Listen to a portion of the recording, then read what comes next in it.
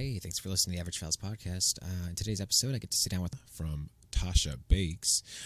This is a side hustle that she started at her own kitchen, baking cakes and different baked goods like that.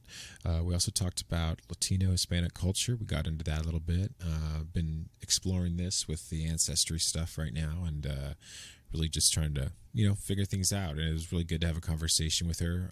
My cousin is just so just cool as a person. It's just a fun time to have these kind of conversations with. So I was honored to be able to sit down with her. And yeah, I hope you guys enjoy this episode.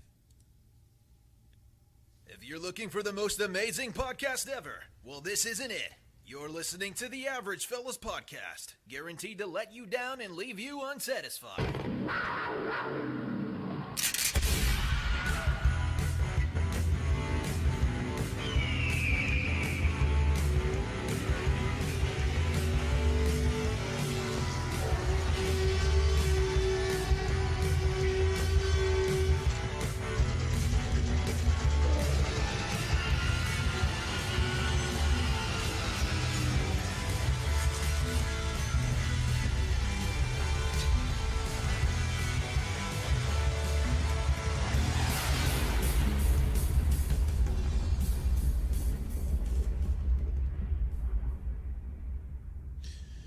Hey, welcome to another episode of the Average Fellas Podcast. I'm your host, Odie Zach, coming to you live all the way from Riverside, California. Today's actually not a live episode. I don't even know why I'm saying that. But I'm just redoing the intro for the episode that I previously recorded a few weeks back with my lovely cousin Tasha. We had a good time having this conversation. But anyways, today is September 7th, 2020. And yeah, it is hot out, man. It is so hot outside. Melting. Heat wave. Labor Day. Happy Labor Day, guys. I hope you guys are being safe out there. Wearing a mask if you're, out in the public. Yeah, let's just, be safe, guys. This weekend, be safe. That's all I got to say about that. Let me do this week in history. So we have September 7th, right? In 1996, famous actor and hip-hop recording artist Tupac Shakur was shot several times after he was leaving a boxing match in Las Vegas, Nevada. He was riding in a black BMW with Death Row Records founder Suge Knight when he was killed. Actually, it's reported that he'd later died in the hospital several days later. Sorry. That happened on September 7th. I know it's a dark story. Usually all the stories I share are dark, man. But, whatever. I thought this was a really cool one to bring up, for this day in history. Anyways, yeah, so I just want to say a shout out to everybody listening. Thank you very much for participating in the show with us. We reached the 400 mark, so we cleared 400 downloads in 2 months. I really thank you guys for that. Awesome. And if you guys have a chance to sub or follow whatever platforms you choose, that'd be great. Really appreciate all your guys' help. It helps us in the directories, helps us be found, so that way we can keep the show going, I guess. I'm talking like a we, but it's really just me. It's because I believe in me, that's why. Yeah, so thank you guys. Let's get into it. How's it going? Good, how are you? I'm doing great. Oh man, so wow, when was the last time we actually hung out or talked? Your wedding. That was right, my wedding, duh. And I was so sick, I'm convinced I had COVID back then. Are you serious? Oh, yeah, it's wow. No, I was sick for 2 months. I had gotten sick around New Year's Eve. Yeah. Be sick for a week, get better for 2 or 3 days, and come back for 2 months. So. Yeah, and that's when we would hear rumors. We'd hear rumors of COVID, It wasn't and as a freak, I knew about COVID because I follow Tokyo and Hong Kong pages for Disney. Yeah. So I already saw it happening over there. And then I myself went to Disney in December and then got sick 2 weeks after I got back from Disney. Oh my gosh. So I'm pretty positive I was positive. I'm positive I was positive. Yeah. Well, so you're the one who who infected us all. No. It was me. Sorry, guys. Super spreader. Yes. Yeah, so how's life? What's going on? Life is good. It's hot. Where I live, normally it's 66 degrees all year round. It's been in the high 80s, and it's too hot. No. Yeah. Yeah, this is definitely desert weather up here, so it's been like in the hundreds for the last couple days. And like I'm okay with hot weather, but Well, yeah. But you know, there comes a point in time where like you get 103, 104. It's not it's just hell after that. You know, every degree is it's just hell after that. Yeah, and humidity because we're close to the ocean. Oh, that's right. Yeah, no. Tell me about it. I feel like the air is just so heavy right now, especially all the fires too. All the fires this summer. I mean, already, I think Corona, there was a fire. There's one in Apple Valley right now. So it's where I'm at. It's definitely burning in the surrounding communities. So we're just getting all the smoke coverage. It's making it even worse. Okay. What happened? Garden Center was on fire at Walmart.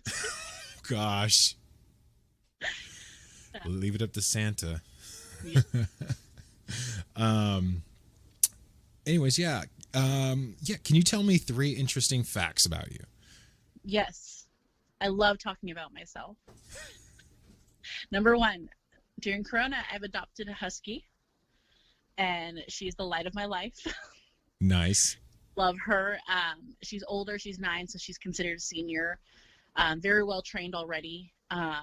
And best thing, I've never really been a dog owner as an adult until now, and it's very different than I still have my cat, but they're not responsive and loving as a dog. No, they're not. Man, I'm tell you that. My dog, I've never had more of a closer relationship with my pet than I've had with my most recent dog, Russell. Yeah. And it's just different. I had pets growing up, but they didn't mean as much as this guy means to me. So like we're ride or die buddies right now. And I'm a self-proclaimed cat person. You've known me my whole life. Yes. It's been cats. And this dog is now like my child. I know. Tell me about it. My dog's my son now too. He's just so. I'm at the point right now like where I'm already juggling whether or not I'm gonna get him like what lessons I'm getting him, where he's going for his vet appointments now. Like it's getting beyond normal. Like I buy him doggy cannolis. This is how bad it's gotten. That's cute. Her little treats, but she's a Humane Society dog, so there's lots of perks that I get just by taking her back there for any checkups. Or anything. Wow, awesome. Yeah. But number 2, interesting fact, and I was thinking about this. I love the Jonas Brothers. I've seen them times in concert. Twice when they were, in their heyday. Once their farewell tour, and then I just saw them when they reunited in October. And is that the last? Yeah, that's the last concert I went to. Was the Jonas Brothers? Wow. Mm-hmm. Yeah. Wow.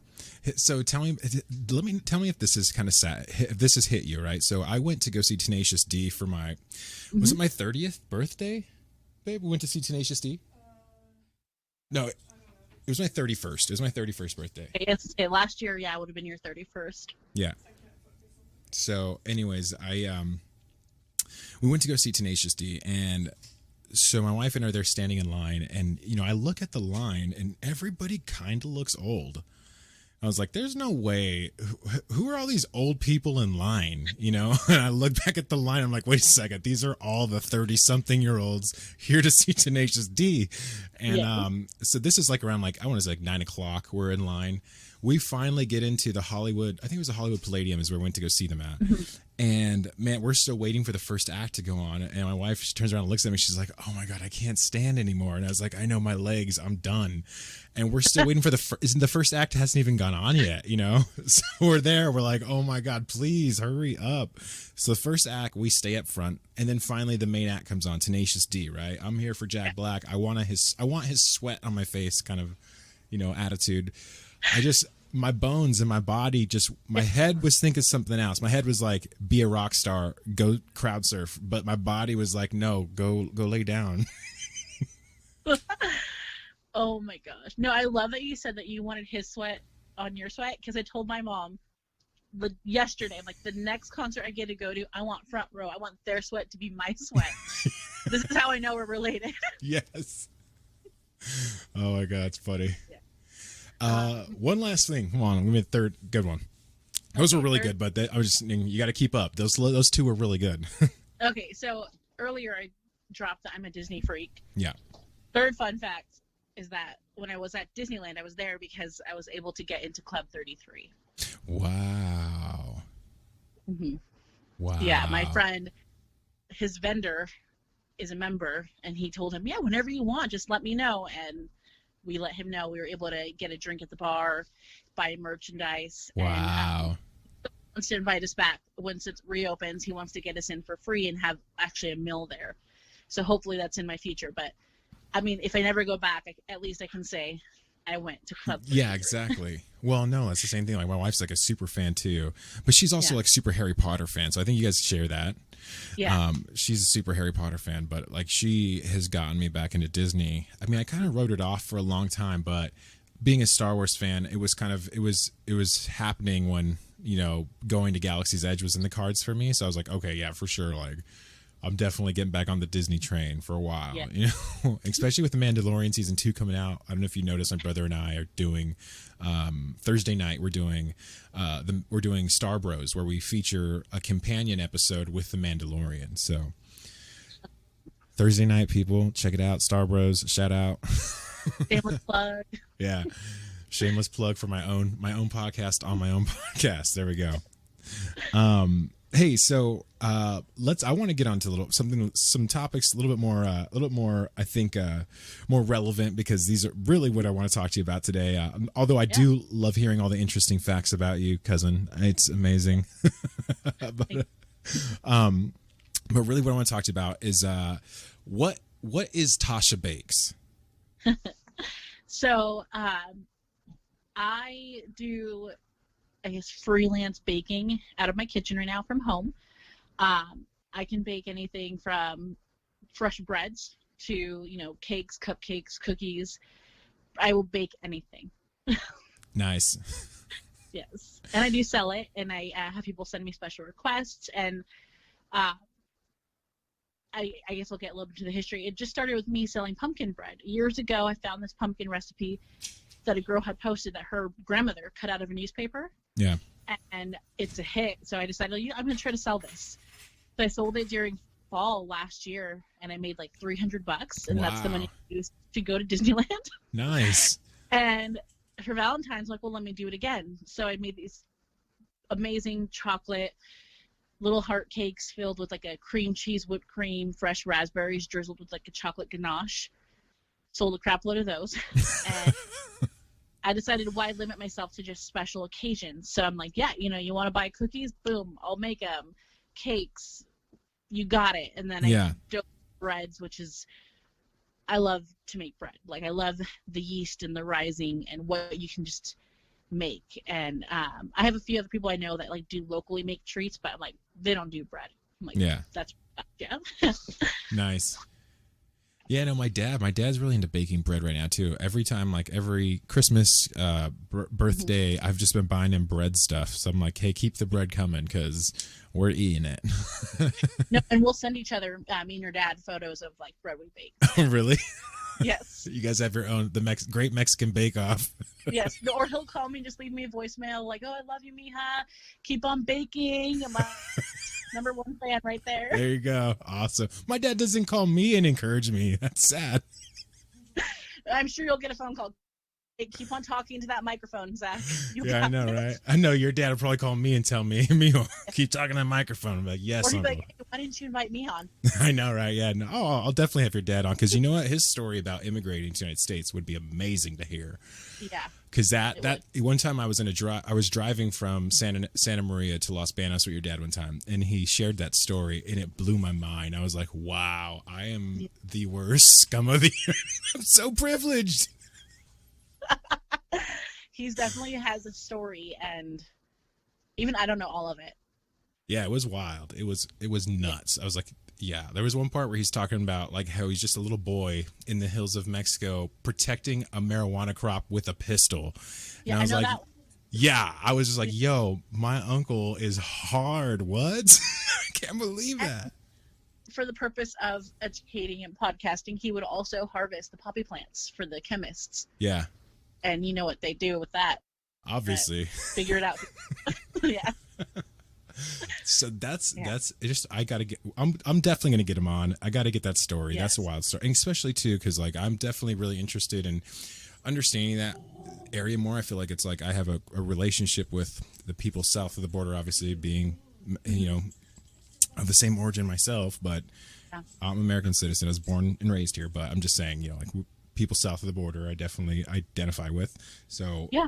anyways, I want to know more of those kinds of things. Yeah.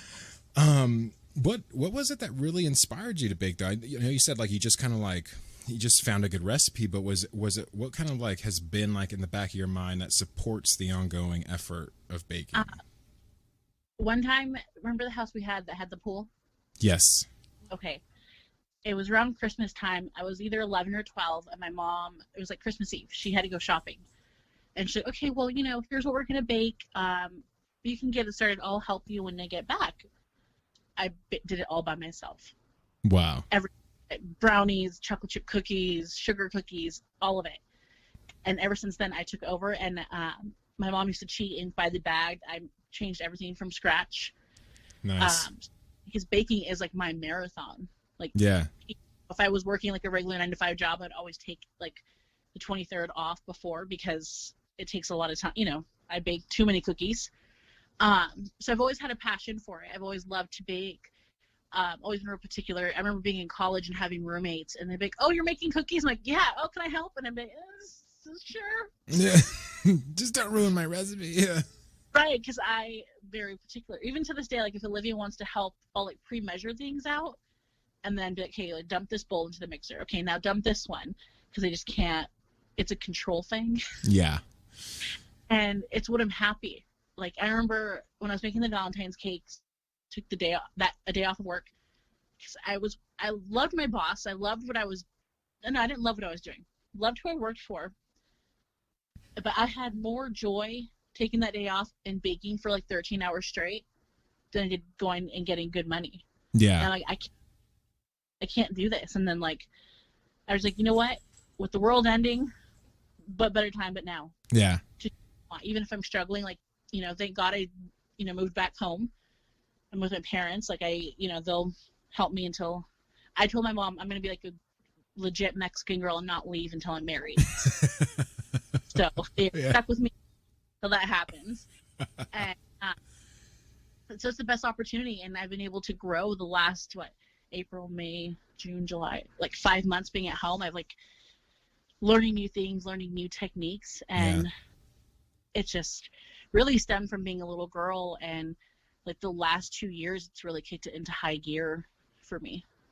Yeah, I feel the same way. I had my friend Ryan on, and he talked about starting his own business. He has a lawn care business, and he kind of talked about like just the freedom that he has, that it affords him to be able to take care of his kids, help his wife out, because she works full-time. His wife works full-time too, and then like he does his lawn care business and has another job. And he just said it's just being a business owner has given him a lot of opportunities to be able to be there more for his kids, like pick them up from school, go grocery shopping and stuff. And I considered that myself too. I'm like, man, that sounds very appeasing. So what, I wonder what self-employment looks like, eventually down the line. Who knows if that's something that I ever get into. But yeah, I see a lot of people making that switch. Like, why should I do this for somebody else when I can do it for me? Right.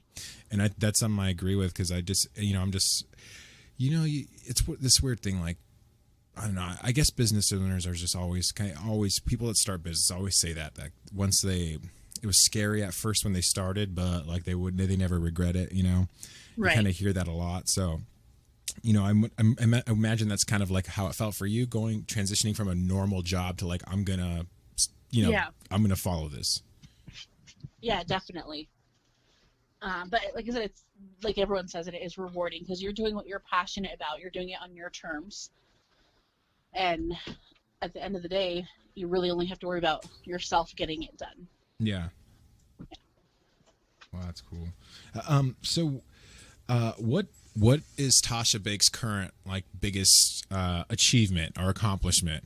Because I follow you Instagram, and I know I've also I seen when you got your art for your Instagram, and I was like, oh, dang, someone big time now. Oh, look out. So the art, my friend had that made for me. Wow. It's a surprise, because I've known her since high school, and she's like, I'm just so proud of you. And she said, I really know this is what you're meant to do. So I had this made for you, and so that was awesome. So my next thing is I'm actually going to put it on stickers so I can start labeling all my packaging with it. Nice. But I guess the biggest thing has been, well, I have a wedding cake coming up. Wow. Haven't had yet. I'm meeting with the bride this Thursday. We're going to do a tasting. Wow. So because that's like a big foot in the door, especially here on the Central Coast. We attract people from all over the state for weddings. Right. And, exactly. Our step uncle has a catering company, and our Thea Kathleen likes a lot of my staff. So maybe in the future, I could partner with them. Yeah, it could be a good business opportunity. You never know. Yeah. That's exactly how I feel with the podcast. I'm kind of thinking like if this develops into a larger audience, I would definitely go ahead and look at, paid promotion as far as like if someone they have a business, online business or whatever, I'd definitely look into that. But obviously right now it's just way too early. I get all into my dreams and I make these, calculations in my head. And so I think it's better for me just to not think about the future that far for myself.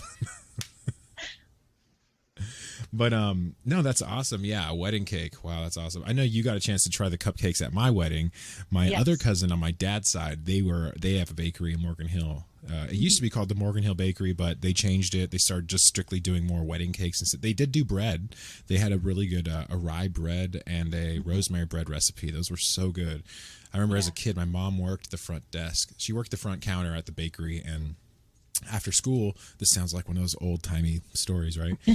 My mother worked at the bakery, and after school as a young child, I'd walk over to the bakery and I'd get myself a fresh slice of the rye bread and spread some butter on it.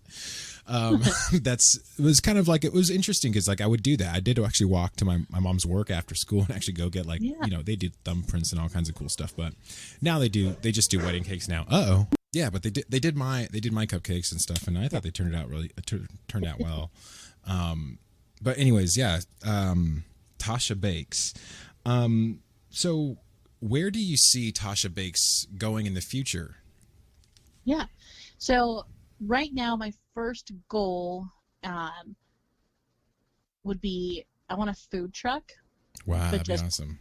Goods. And especially here, I can drive it, all the way from San Luis to like Carpinteria, all these little beach towns on the way. So I think that'd be really great. But like 10 years from now, I hope to have like an establishment, serve coffee, baked goods, and also mortar. And also do like a custom, cakes, cupcakes, things like that. Yeah. Mm-hmm. Wow, that's awesome. Yeah, definitely. I've always been interested in like little cupcake coffee shops. It's like I guess there's a little bit of like, has that haberdashery feel to it. So that's kind of like, there's a place here in Riverside that I actually go to a lot called, oh my goodness, I'm trying to remember, Isabella's Cupcakes. It's in the Canyon Crest Shopping Center for those of you guys that are in the Riverside area. Check it out. They have a lot of keto options. I've been doing keto. Hopefully you can tell that I'm slimming down. But I've been doing keto. Thank you. I was doing keto for a while, and I've been doing it. And they have keto chocolate chip cookies there and brownies. And so I just go over and buy, 5 or 6 of them at a time and take advantage of it because they're so good. They're just so good. Yeah. There's a cupcake place I went to once at the Mission Hotel in Riverside. Oh, you've been there? Wow, awesome. Yeah, my roommates took me out there. They're like, "You've never been there?" When I was in Azusa. Yeah. It was really nice. I liked it. Yeah, the downtown area is really nice. I really wish this COVID situation I wish it got better. It's been such a bummer because the downtown area of Riverside was kind of jumping. They have there's a good venue down there where there's a lot of live bands play. That hasn't been going on. And there's a lot of community outreach. They usually have like a farmer's market there too. But I don't think that's been going on. And it just seems kind of apocalyptic when I go downtown now. Oh man. anyways, I thought Tasha Bakes. So right now, like you're saying, it's kind of started as like a side hustle. Is kind of what I'm understanding. Yes. Nice. So you started side hustle, and that just kind of has turned into like a passion that you've discovered as starting off as a side hustle. Yes, and some weeks are busier than others. So this week's pretty slow. I just had like really the tasting schedule, but if anyone, usually ask people just give me 24-hour notice if you want something, and I'll whip it up. So what I started doing is in those slow weeks, my new side hustle is a DoorDash driver. Oh, what? Nice.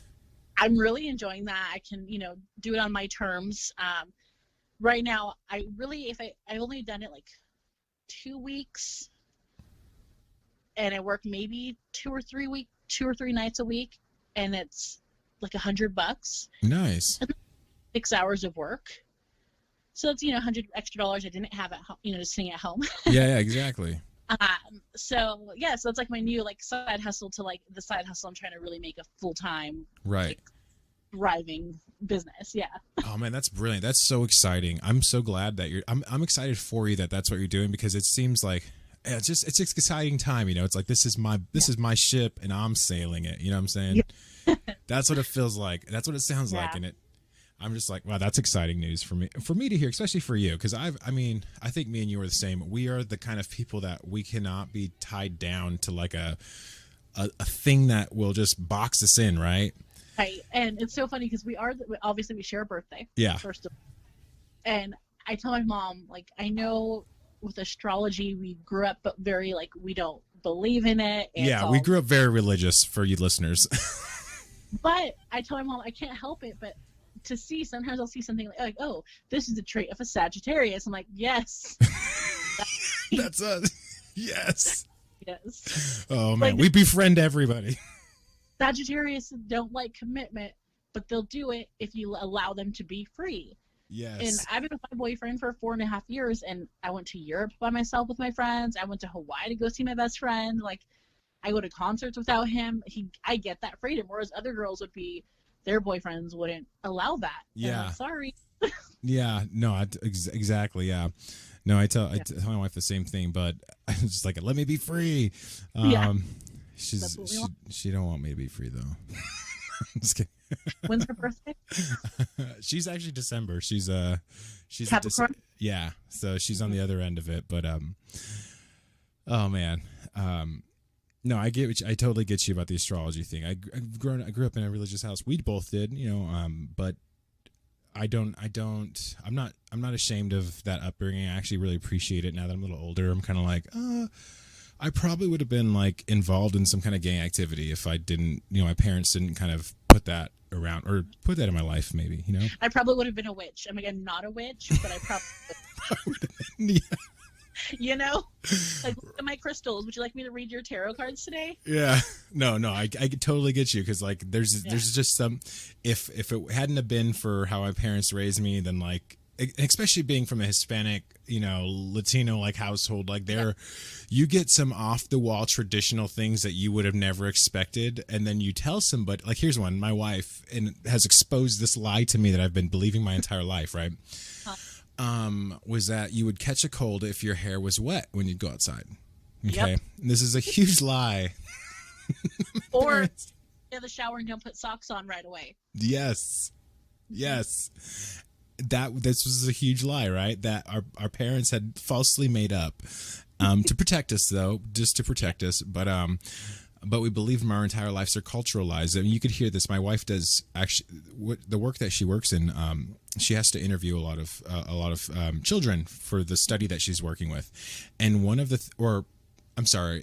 somebody in her lab that she works with has to interview children, and about different ethnics and stuff. And the Hispanic Latino community, this is a reoccurring lie that they pitch to these people doing the study, is that their hair wet causes them to get have a cold, right?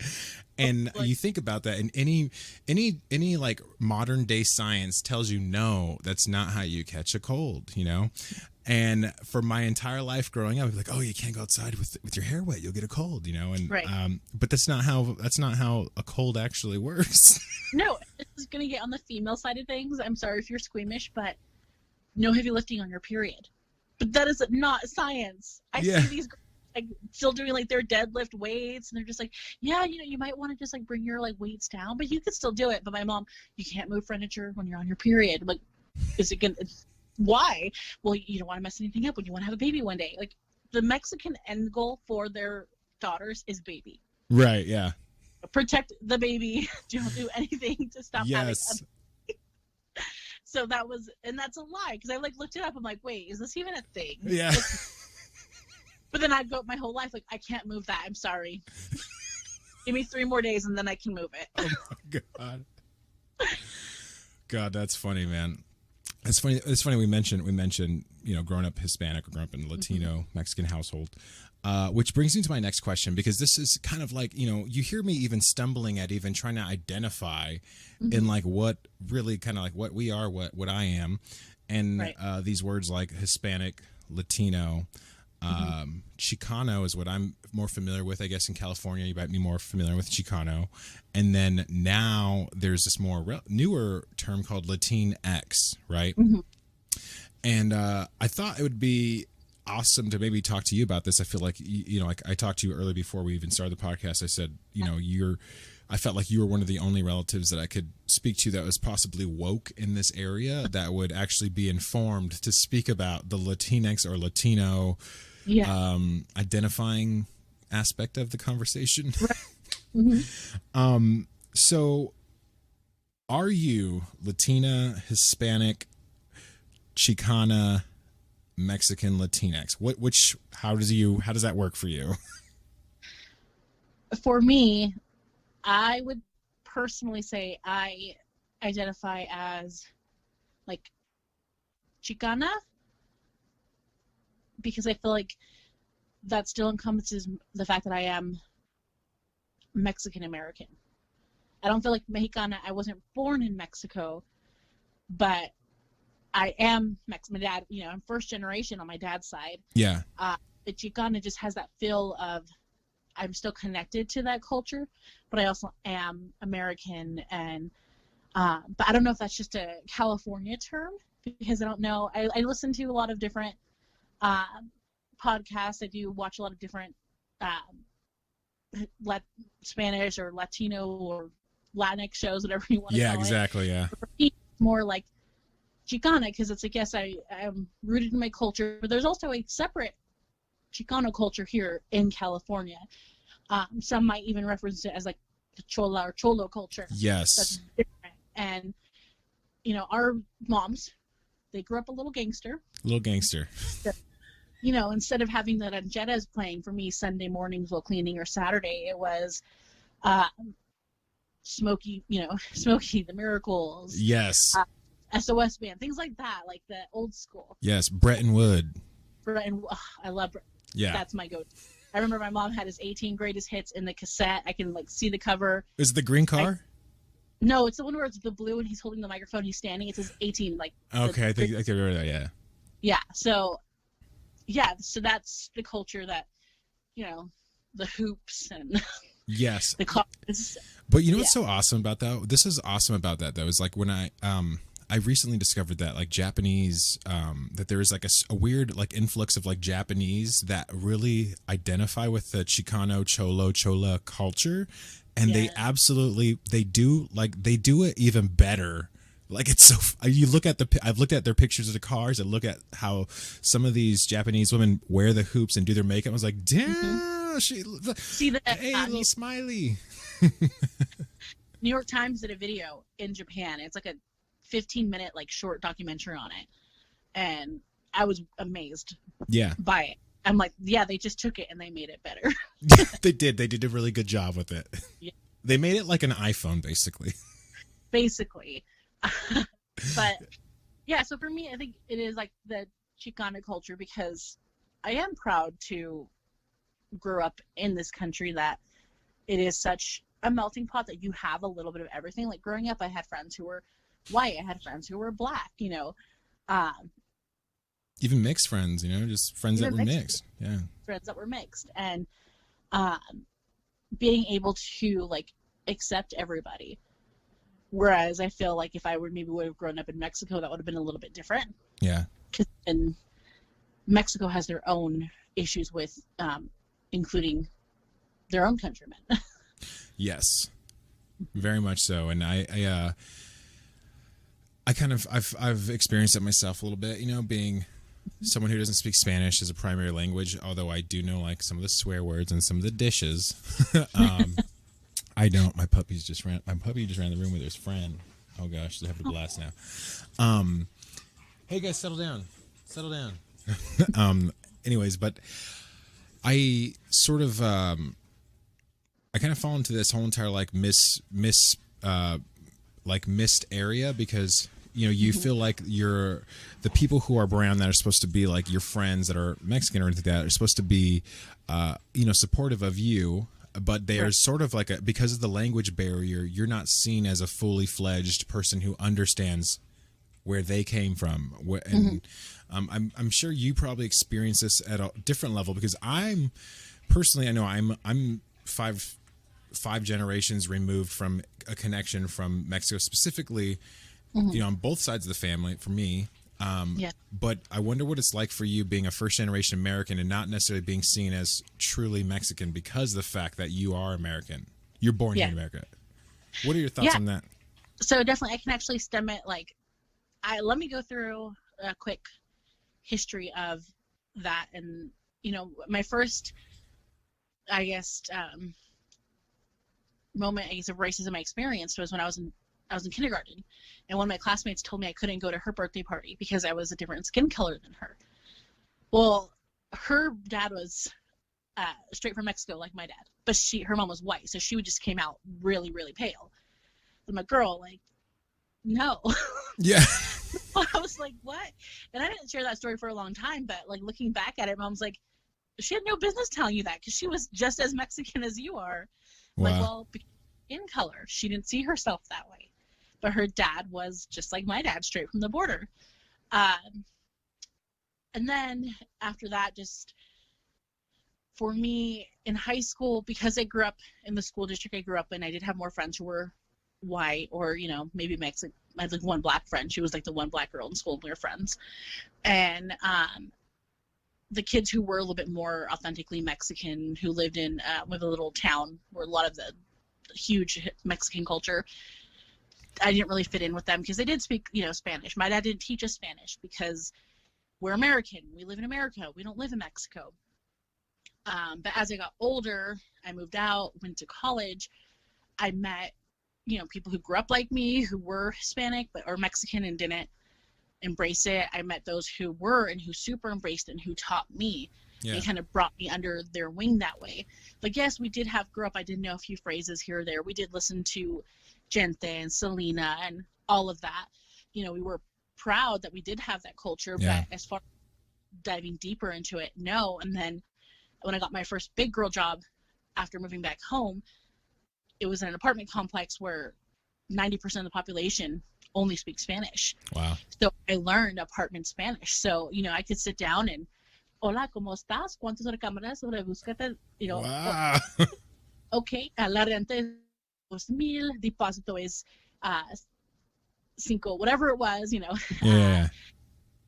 No más, 5 personas para un apartamento con 2 recámaras, like, necesita para gas, la luz, agua, all of that. Like, I learned it. Yeah. And I was able to go off the apartment and talk about all the features, go do it all, help them fill out the applications. And I was able to meet my friend Juan, who we had gone to high school together, but he ran with the crowd that was more from Guadalupe. That's a small town near us. Yeah. The more authentic crowd, right? Yeah. Yeah. And through him, I was able to, kind of dive deeper into that and learn more. And then I met my boyfriend, and he's Guatemalan and Mexican.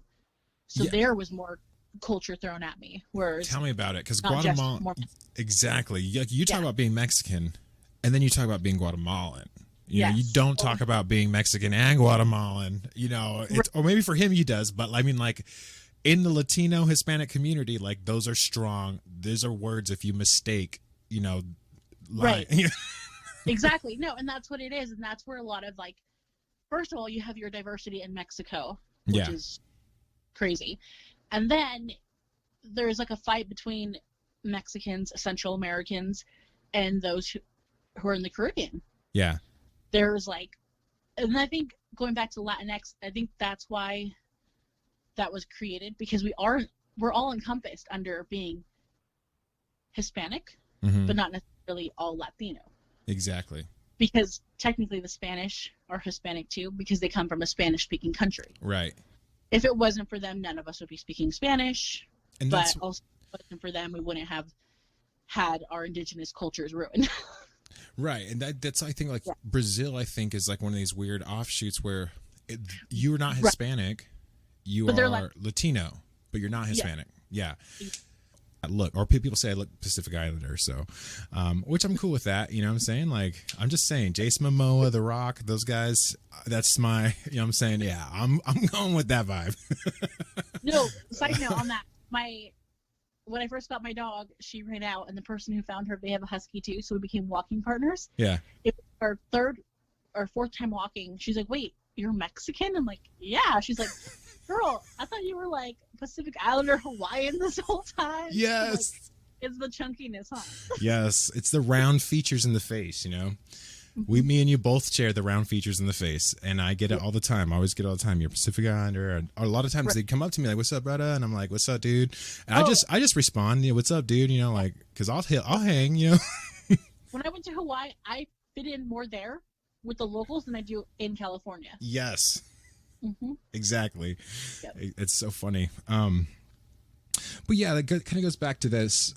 The question being about, like, what do you identify as, and being Chicano is kind of something that I identify with too, because it's, you know, my dad growing up, he'd always talked about Mexican car culture. And, you know, the car clubs in East Side San Jose growing up was where my dad's from. My mom, my mom moved from Santa Maria, where you're from, moving up there, and exposed her, I guess, to that. But my mom, she always talked about being, like, actively involved in, like, protests, like joining the La Raza movement with, like, Cesar Chavez and all those things.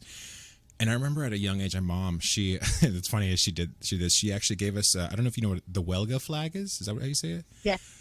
She gave my sister and I those flags, and we were in the front of our house in the east side of San Jose, marching around in a little circle in our yard, pretending to demonstrate, we're here for the farmers unions, and we want to stick up for the rights of all these laborers that are out here in the fields and stuff. Like, we would be out there pretending to do that. As children, my mom would have us out there doing that. And so it was it's one of these things where I think a lot of Latino, Hispanic, Mexican citizens that come to the United States, they don't realize the fact that my family, my mom and dad, like they raised us to, fight for the people, like, we've always been involved in some sort of, growing up, I was the president of the LULAC chapter for the youth in, the Central Valley. Well, actually more like Merced County. And it was, LULAC is the League of United Latin Americans, if you don't know. And I used to be a vice president and president of the youth club that we had locally. And we'd fundraise money. We'd host like these collegiate events where we'd have different colleges and skill or trade schools come and offer students opportunities to, like, be exposed to it, right? Especially the Latino Hispanic community. That was something that we wanted to do locally, because in Los Banos, it's primarily migrant workers and children that are, that are brown that are out there. That's a predominant group of people, demographic there in that city, and there seemed to be little representation when it comes to allocating support and resources towards that group, even though they happen to be the largest group in the town. So that was something that my mom, she saw that right away and was like, no, I ain't going to stand for this. And right away she went back to work protesting and getting us involved in everything. So we obviously got involved in it. But we was talking about these, like, different titles and stuff, because at one point in my life I started getting rejected for not, speaking the language, but also because of that, I decided that I was just going to say, sayonara to my brown heritage, and I didn't want anything to do with it.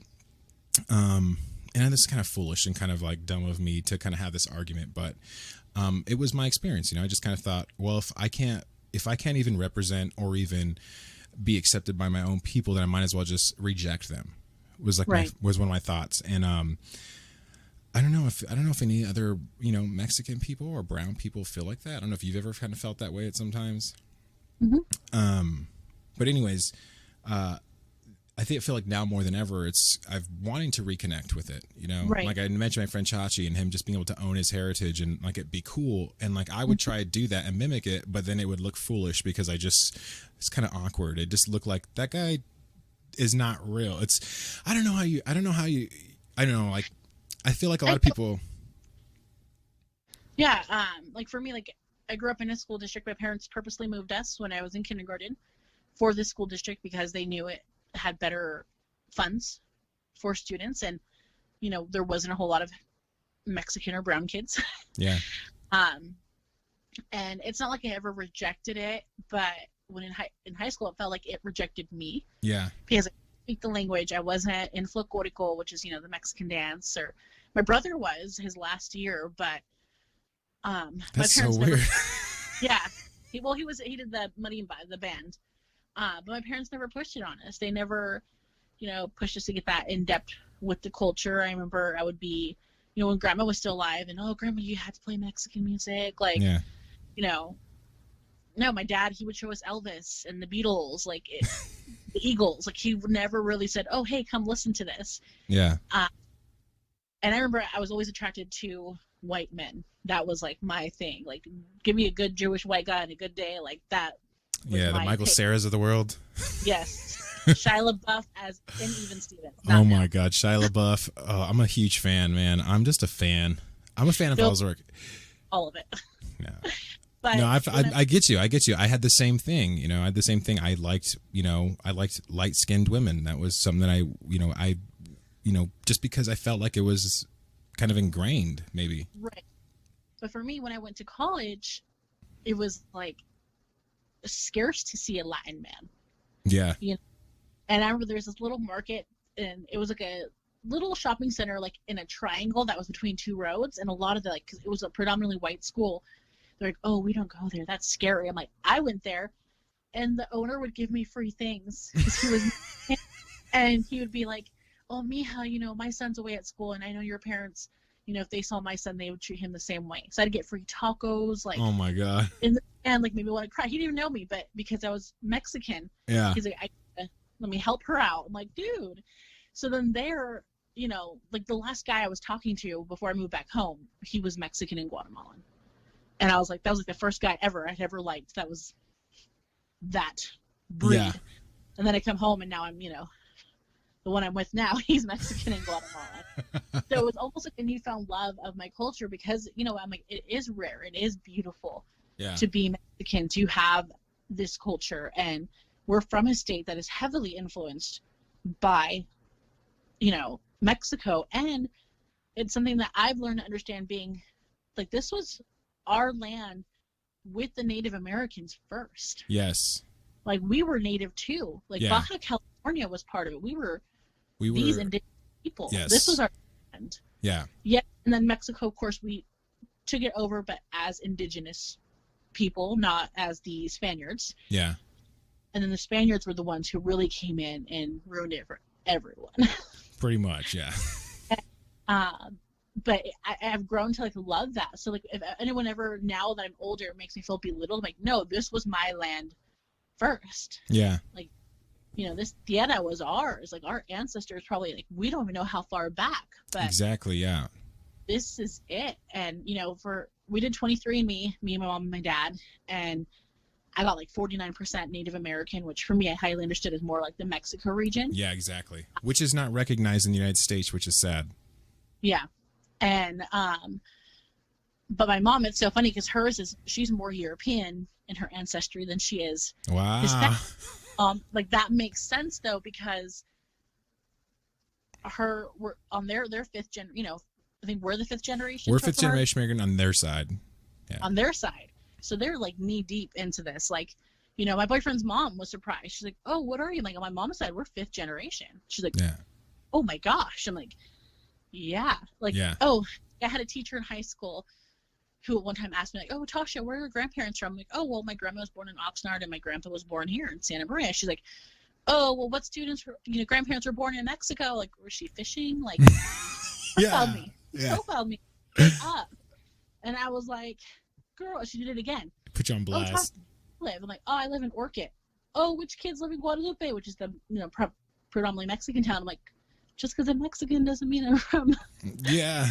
a Mexican town. But I think we could probably check off. Exactly. But it's not, hey, we're Chumash. We're over here. Like, well, remember when I was a kid, I would tell you guys, yeah, like we're like we're Aztec. And like, yes. Oh, Tasha, princess. But I got my DNA test back, and I'm 100% that princess. Okay. Yes, you that. I am that. But that's the closest thing, and I would be pissed off if I was like Chumash or from like the Sioux tribe. I'm like, no, this bitch ain't that. She ain't that, exactly. Like, she did not grow up. Like, she's not in the commercial crying tears because there's trash everywhere. Like, yes. Like, your battle's that wall. Get away from ours. Tell me about it. Exactly. And this is a thing. It's like, I've grown up my entire life. Every legal document, there's an other opportunity there for you. You write in Chicano or whatever. You write in whatever most identifies with you. Latino, Hispanic, one of those things.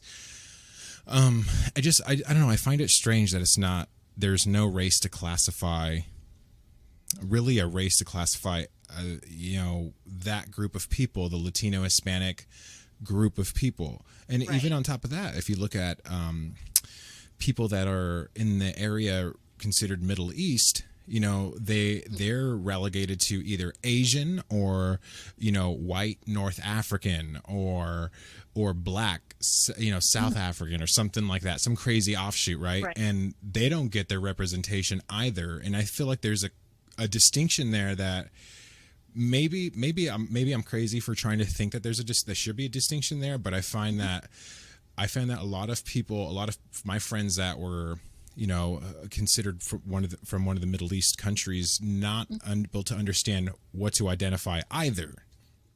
Right.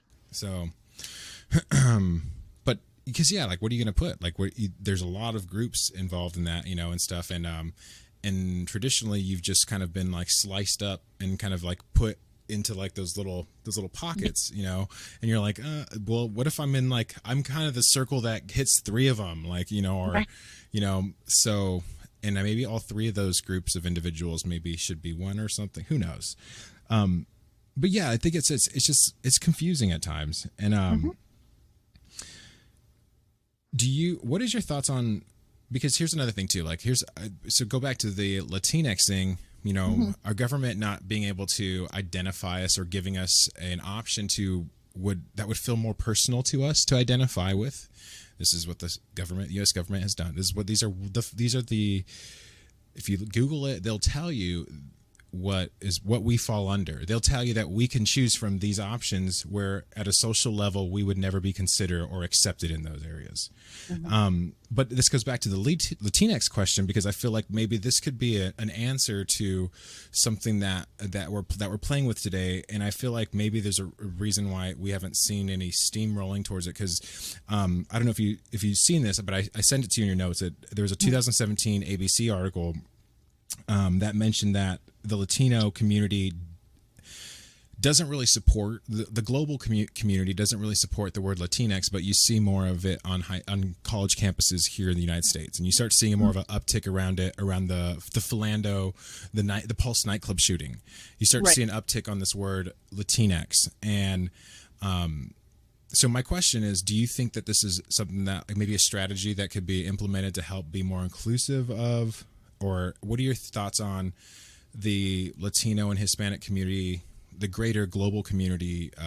Like, what are your thoughts on them not adopting, or should we adopt? Should this be something that, because I don't know, it feels strange. Like, I feel like I may kind of have been given an option that I never wanted, if that makes sense too. I don't know. For me, when I first saw it, my question was why? But then I understand that everything in the Spanish language is gendered. It's either he or she. Right. So if you're Latino or you're Latina. And so I kind of said, okay, well, maybe they're filling in the gaps for those who just want to be other. They are, they don't identify, they're non-binary, you know? And that if you're a non-binary person, then that's perfect for you. Right. Latinx, because it's like, well, you know, there's no term for non-binary in Spanish. It basically overrules the patriarchal sort of subtext in the Spanish language. Yes. So I get that. I'm all for that. If you don't want to identify as either, then there's now a word for you, which is perfect. I listened to a Latinx podcast, and they started adopting that. They adopted it because, of course, they want to be all-inclusive. You know, we're all PC these days. Yes. But yeah, it was confusing at first. But I don't think there's anything wrong if you still want to be like, I'm Latina or I'm Latino. Like, there's still nothing wrong because that's how you identify. I am a female Latin woman. Yeah. But I still think that really at the end of the day, each Latinx culture is different. So really, in my perfect world, you would put, I am Mexican, I am Peruvian, I am Dominican, I am Puerto Rican. Because even though we all share the same story, we all got invaded, we all got Spanish that way. Yeah. We still have these different cultural aspects. So like that podcast I listened to, the main host is Dominican. So there's words that she'll use with her, either like her, their boricua, that's what they call them. Sofrito or something like that. She ever dropped that? Stuff like that. Yeah. Yeah. And I'm like, oh shoot, I never knew that, but that's essential. Like to them, I'm like, oh, that's cool, because there's probably stuff in the Mexican culture that they're like I don't even know if they have the word like pocho or pocha. Yeah. Just those exactly. Who, that's what we would be called. That's what we would be called as Chicanos from California. We would be called. That's another word that we've been given by our own, by other fellow Mexicans. They will call you that. So I still feel like there's numerous ways to include us all. And I just feel like, on the other hand, Latinx is great for those who are non-binary because you don't want to be gendered. But on the other hand, it's just throwing us all under one category, and that's not it. We have the Afro-Latino community, who can barely fit into the community. Regular. Yeah, because, as far as I know, growing up, Mexicans do have beef with Black people. I do not know why. Yeah. It's not just, our family. I've seen it in many Mexican families across the. There's a common joke in the Mexican community where your grandma would make fun of your cousins for dating a Black man. They'd make fun of your cousin, but don't be like your cousin who's dating that Black man. They would make those this is a common joke in the Mexican community, and I don't mean to say this to start racial things, but there's a misconception that brown people are not racist, and that's not true. I mean, especially in the Mexican community. Remember when all those YouTube videos? Oh, you're Latino, or you're a Mexican. When it's like your sister brings home her Black boyfriend, and he's like, "Oh, I'm Dominican." Yes. Like, that he's one of the Afro Latinos to appease the family. Yeah. And so it is a running joke, but it's the truth. And it's like we're both people of color who have been, we've been beat up for no reason. We have. Even to this day, I still feel like I was at Walmart, and I had my mask on, and I was grabbing, this man was standing in front of the chocolate I needed, my baker's chocolate, but he was looking at the shelf next to it.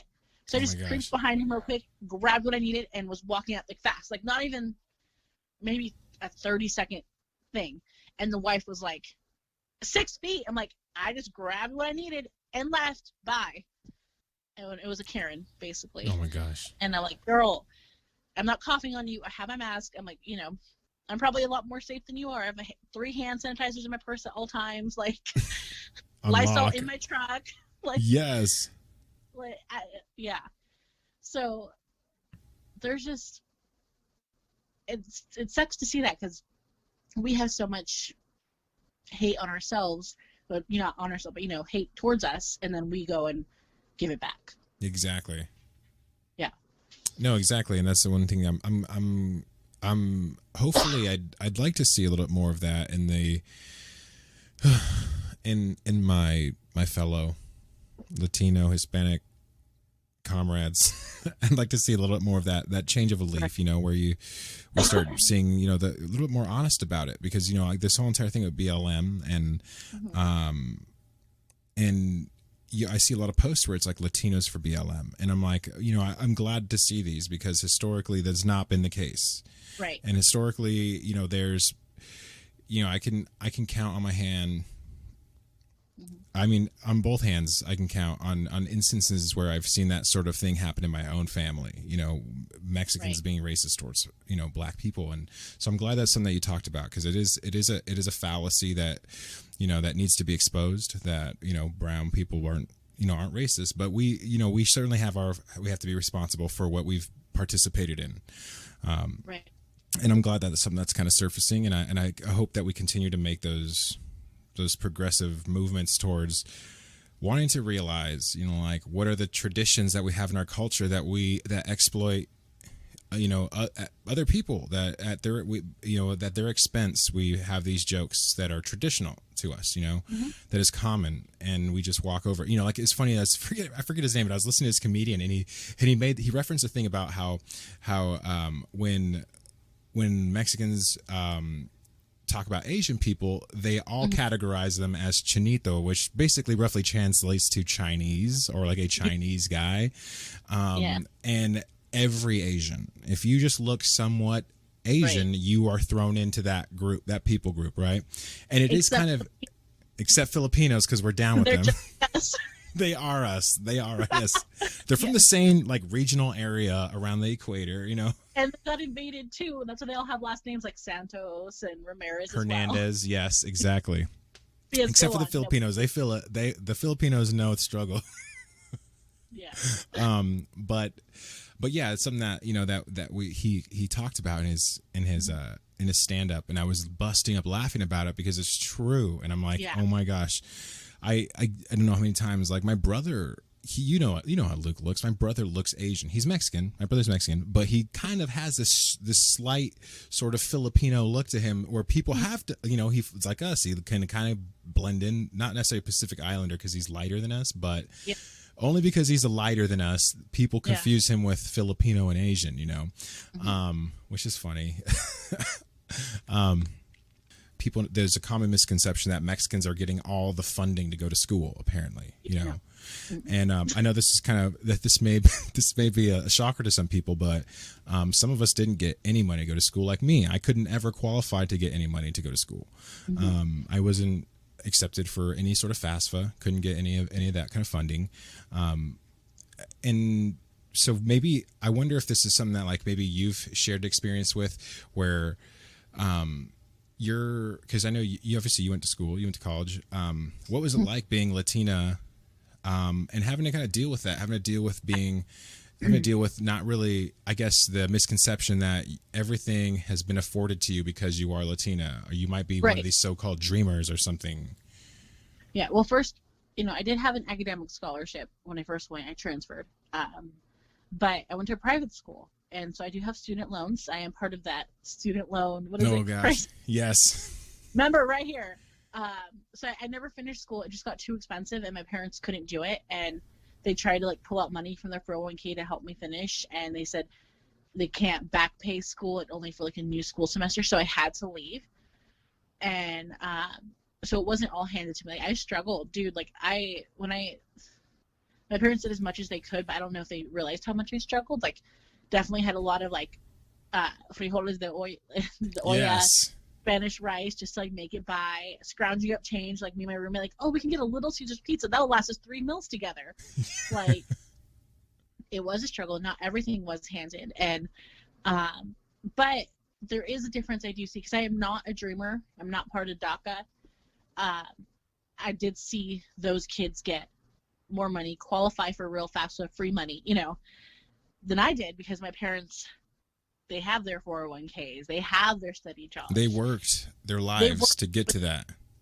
Too poor to afford college, but too rich to get any free money for it. Yeah. And so for me, I even felt like at a point, like, where I was like, How are these people getting it? They're not even like real Americans, you know? So, because that's the misconception. The misconception is that, like, you know, that brown people, if they fill out on their government forms that they're brown, that they're going to get all these extra, you know, bells and whistles. Right. And they don't. And what really changed my perspective is one of my really good friends, they're a DACA kid. And each year they had to fill out an application just to work here, have to pay $400. They have to drive to the consulate. They don't know if it's going to get approved. And if it doesn't, then they know they're going back. And they pay their taxes. They freaking bought a home. They have a car. And I'm like, you're the American dream, and you're not even an American. They won't even let you be an American. And look at what you're doing. I'm like, I'm freaking dude. Like, my whole perspective has changed, like, meeting that and being more immersed in my culture and meeting these people. Yeah. Like, for me, it's like once I clicked with the culture and really more accepting that I am proud to be where, you know, my ancestry comes from, then I understood it. But then I'm like, you know what? I didn't get all that, but my life took a different path. Yeah. Like, I'm not even using my education. Am I intelligent? Yes. Not trying to boast, but I can hold a conversation. Yeah. But at the end of the day, like, it's so funny because my brother, like, laughs at me because, yes, I'm a feminist, but I'm choosing to be in the kitchen all day. Yeah. That is what I'm good at, you know? And, yeah, just because you're brown doesn't mean you get all the benefits. Mm-hmm. At the end of the day, it really is, like, look at the paperwork they're submitting. Their parents, when I was in the apartment business too, that helped me learn. Freaking all the pounds these people had to pack in the fields. They're at freaking 4 a.m. working till God knows what in the heat. They truly are hard workers. And good thing that their kids are being able to do better and be better. And that's what I say too, is like, I feel like, you know, because I hear these success stories about these kids coming, you know, Mexican family, you know, mom and dad carry their kids on their back through God knows how long, many miles through a desert just to get to some little town in Tucson somewhere, you know, and then from there on foot, they see like a Jack in the Box out in the distance that they have to go walk to or something, you know. I hear these stories and it's like, okay, like, you know, like, it's tragic. It's very tragic. And then I also think about, it's one of those weird spots though, because, like, you know, you think like, I've never had to witness that or actually feel that connection to it, right? But once you start embracing your heritage and you know, being someone who resembles people south of the border, and I see their struggle. My mom talks about our grandmother and how they used to pick in the fields growing up and what that was like for them, and I can sympathize with them because, man, doing a job outside, working outside under the sky in itself is already an eye opener about like what you're getting yourself into when you have to bend over all day to start picking in these fields, right? Especially during the heat today, 104, 105, you know, thank God they're out there. They are out there. And so it's just like, it's one of the things, you know, one of the things I remember seeing when I first got unemployed, I kind of took it personal because I'd spoken up about, you know, I'd see comments about like, oh, just say your last name's Gonzalez on all your forms and you'll get unemployment. Just say, you know, these kinds of comments about like Latino, Hispanic last names. And I'm thinking like, you know, I've grown up and I've held a legal job since I was legally able to work, even in high school, paid taxes, never received a dime. As a matter of fact, I could never qualify for any subsidized insurance under Obamacare. So that was one of the things that as an American citizen, I've never was able to take apart or ever feel the, you know, the joys of that. You know, I had to always go with privatized insurance and pay, you know, a hefty penny for it because I couldn't qualify, even though an American citizen. To not have insurance and just pay the federal Exactly. penalty. Yes, it's better for you not to have insurance and pay the federal penalty because It's you like know $80. I got, you know, this is the thing too, is that I didn't have lost my job, had no job, no income, still got denied insurance. And I was like, well, thank you, California. Yeah. So, you know, there are things like it's not just because you have a Hispanic last name doesn't mean you're going to get all the bells and whistles, you know, and that was something I made the comment about that. And then I instantly, literally a week later, COVID situation happened. I get fired. And then I have to start, you know, like, well, where am I going to, you know, where am I supposed to find, you know, income and stuff like that? And all of a sudden I start to feel guilty because of, you know, the whole entire thing that had happened a week ago about me making this comment, you know, just because you're Hispanic doesn't mean you get all these benefits and everything. And then I find myself in a position where I'm the person who needs to request benefits because of the situation I find myself in, Right. So it's just a little weird, a little weird experience. Mm-hmm. It's funny that you mentioned the Jack in the Box in the distance of someone crossing the border, because I have a few friends, and them coming over, you're always going to hear about the fast food place they ate out day one. Really? Every story. Yes. And I have friends who actually go back to their anniversary date of them crossing the border, and they go back to that restaurant. Wow. Because they say that's the greatest hamburger they've ever had. So 2 of them actually were Carl's Jr. that I know of 2 different friends. Wow. So it's like legit a thing. Yeah, I know exactly. I think my cousin's on my dad's side by marriage. He married into the family. He's from Mexico, and he crossed the border. And he said the first time he paid a coyote, and a coyote is somebody who assists you to get across the border through Border Patrol. Right? They give you a route to take. And then he took him to a certain spot, and he just said, "Do you see that light? It was a gas station or some kind of thing way off in the distance spinning." And he's like, "You just keep running towards that."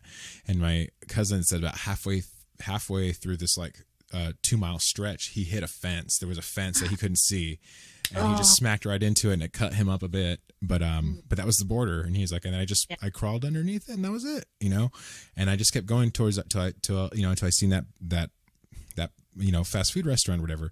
So I've heard that story quite a bit, and it's so bizarre to me. I'm just like, man, I can't imagine crossing a border. Like I don't even, there's no connection in my mind about how to illegally cross a border, right? Yeah. But when you're put in a situation where you have the cartel destroying your community, like I don't know if you hear these the stories that I've heard. This is another thing too about one thing this is what makes me compassionate towards these people wanting to cross the border, right? Whether or not you agree with it and it's legal or whatever your issue is with it.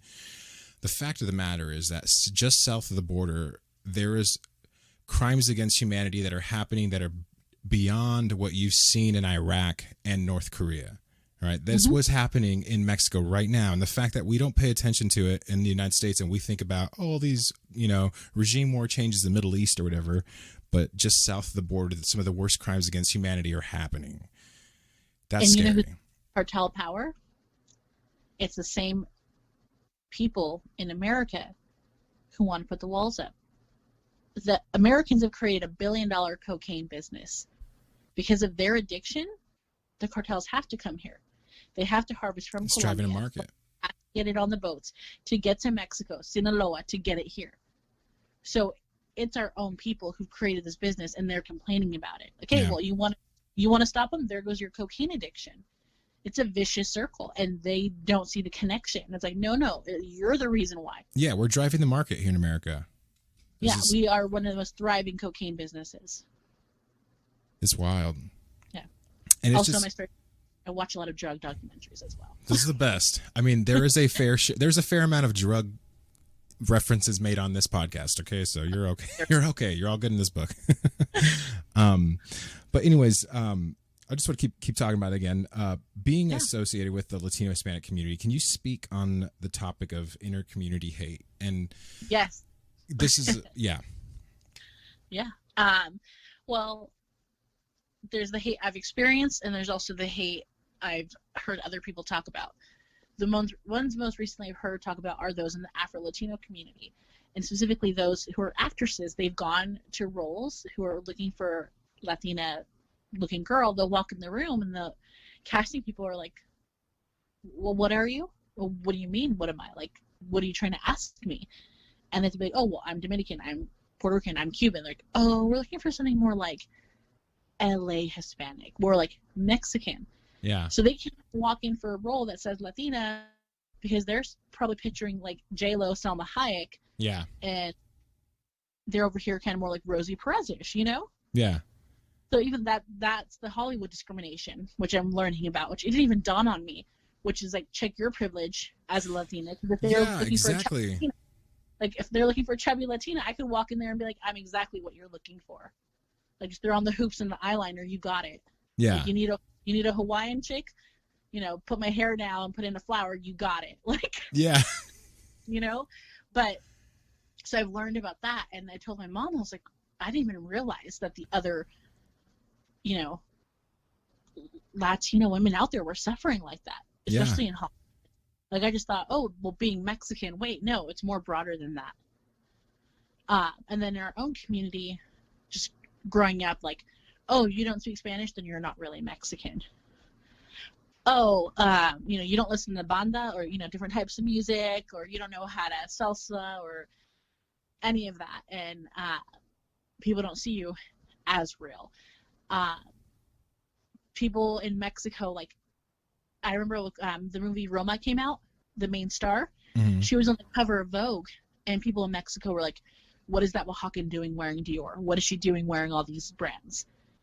Just because she was Oaxacan. Because they discriminate against the Oaxacan people. I'm like, this girl is fabulous. She's killing the game. I follow her on Instagram. Yeah.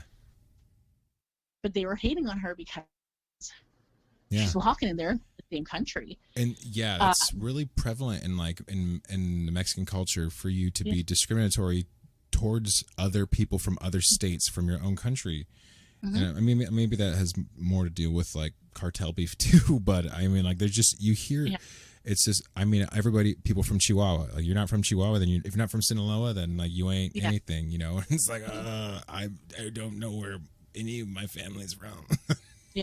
See, like, my family was prevalent, like Chihuahua and Mexicali, which Mexicali is Baja California, which really just an extension of like San Diego, just add brown people, like, just add some resorts. Exactly.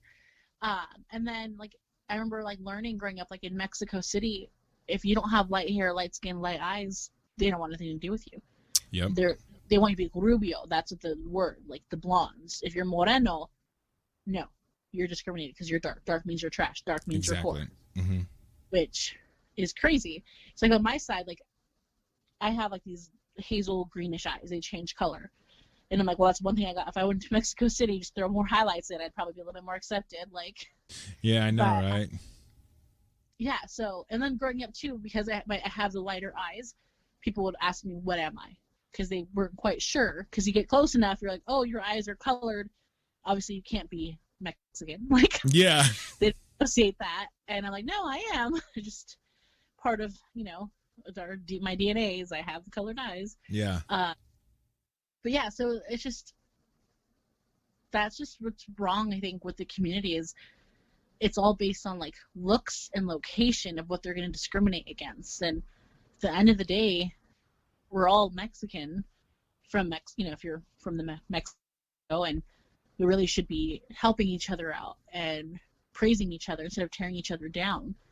Because you come over here and they just want to shut everyone out. Like, someone who's like a fresa, that's what they call people who are like hoity-toity in Mexico. You're a fresa. Mm-hmm. And they come over here. They don't care that you're a high-end Mexico City person. They're going to want you kick. They're going to group you with all the other ones. Yep. So then, it doesn't really matter which part of the country you come from. Because anywhere else you go, they're like, oh, well, you're just another run-of-the-mill Mexican. Yep. And you can try to interject and say, oh, but I'm this type. No, you're not. You're not.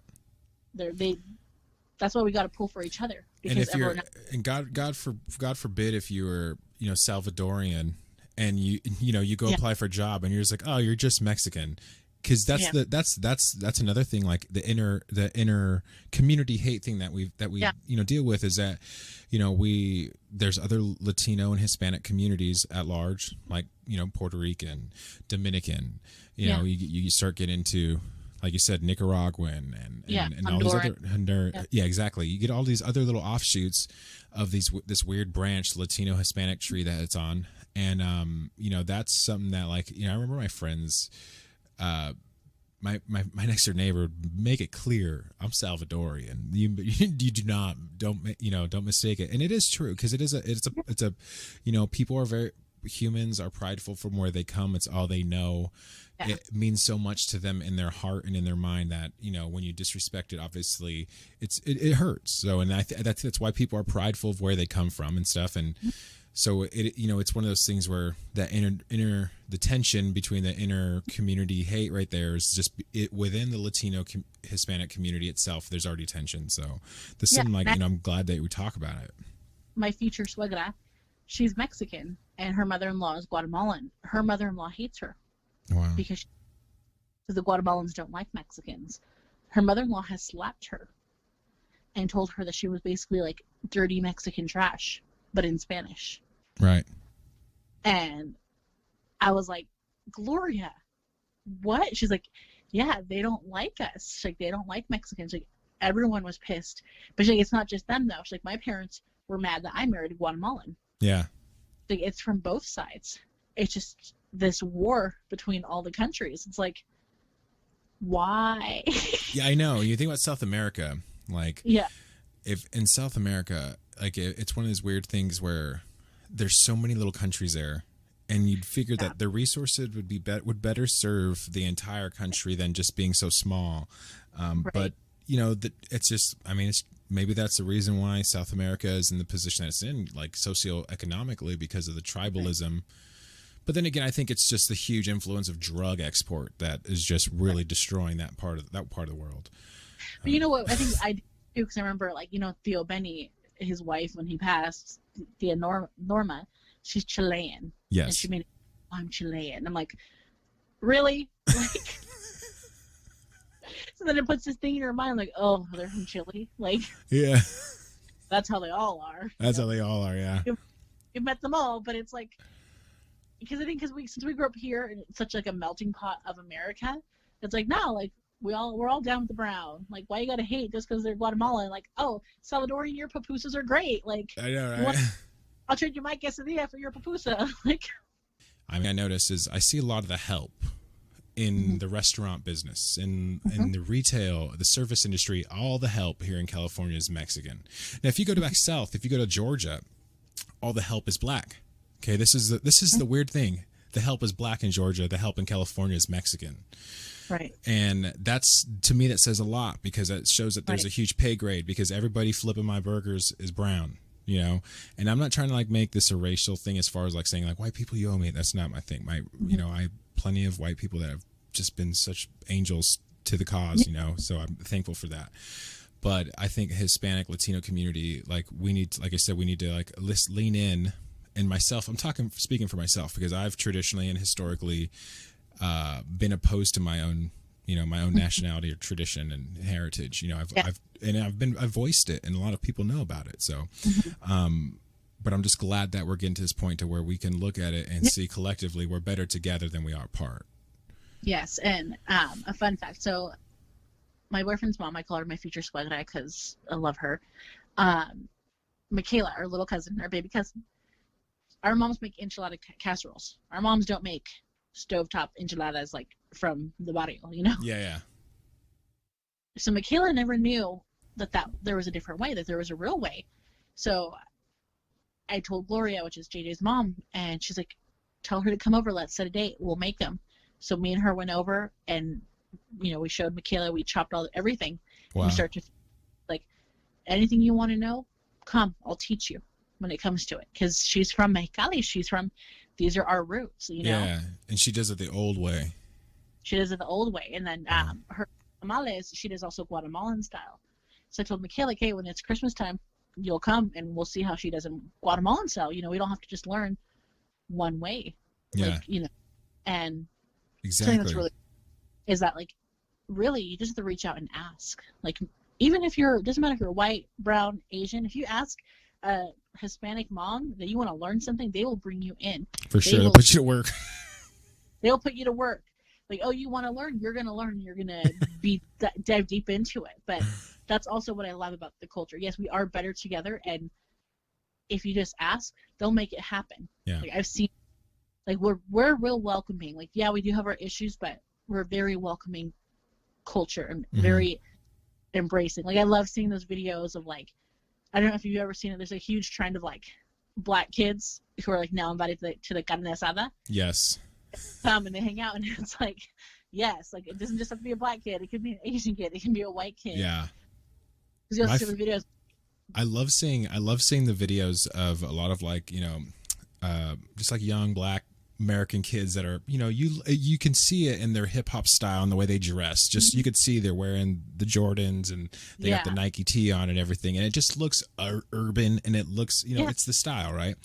But as soon as that chente turns on, forget it. They know the words. They get down. They even do the dance better than some Mexicans. You're like, okay, right, he legit, and that's so that is something to say about the Latino and Hispanic communities. We are accepting, and if one person said that if Donald Trump ate Goya beans, half of Mexico loved him, and the other half hated him, and that's the truth. Is that we're accepting despite the the other questionable party, if right. we're so willing to accept somebody. And if someone was just like, man, I eat tacos, and I'm like, yeah, we can start somewhere, Yeah.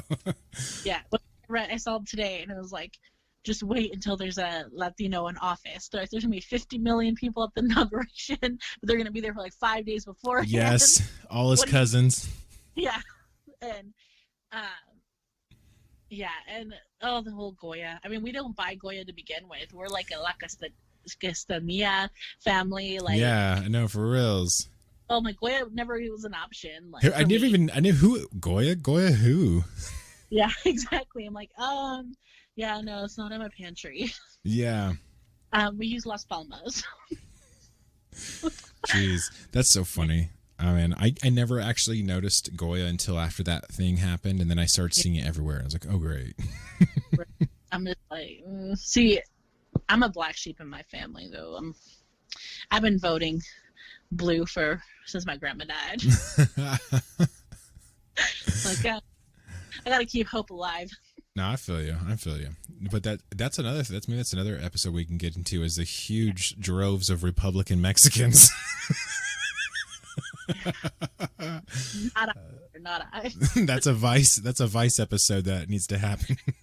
Yeah, well, we have a whole episode on growing up religious and politics. Like, my mom, side note, maybe this is like a little preview of what you'll get. She looks at me sometimes, I don't know how you're such a feminist. I don't know how I raised you to be that way. Oh, yeah. Well, you're like, I'm Latina, I have a mouth, and I'm passionate. So what did you think? You think I was going to shut up and take it? No, and it would be so funny because, gosh, I know this is a whole different topic, but growing up sometimes she'd be like, so are you a lesbian? I mean, you could just tell me. You're still my daughter. I would love you, even, but still, are you? I'm like, oh, my gosh. Why is that on your mind? I'm not, but even if I was, I feel like maybe one I was probably one life event away from being lesbian feminist Mexican. One life event for sure, definitely. Yeah. If I would have watched Wonder Woman at 13, that's probably would have been the change. Oh man, that's funny. Anyways, hey, I had a good time chatting with you. I had a good time catching up. This was great. This was fun. Man, I hope the listeners out there, I hope you guys got a little taste of kind of what we're struggling with internally about identifying, I guess. But yeah, this is a good conversation. We talked about a lot. We talked about your business. We caught up about how you got started with that, and talked about our heritage and the conundrum that we're dealing with about identifying. Talked a little bit about, COVID and stuff. So we covered a lot. We did. It was fun. Hey, we'll have to do it again. Definitely, for sure. Before we do the sign off here, is there anything or any place that you can direct the listeners to when it comes to regarding Tasha Bakes? Yeah, so my Instagram handle, it's @bakes_by_Tasha. @bakes_by_Tasha. Yes, because it wasn't available without the underscore, so when I made it. So. Oh, man. I guess I can always hire those people that you pay money to, and they go and they steal the person's Instagram handle for you. Really? I've never heard of that. I'm gonna look into that. And there's a celebrity, and their name is just @Kristen. They probably got that. They stole it from someone, and that celebrity bought it from a hacker. Wow. Look into it. I definitely will look into that. Yeah. Man, that was awesome. I had a great time. Me too. Awesome. Hey, guys, thank you so much for listening. This is the Average Fails Podcast. Later. We'll catch you guys later. Subscribe, rate, review, all those good things. Peace and love.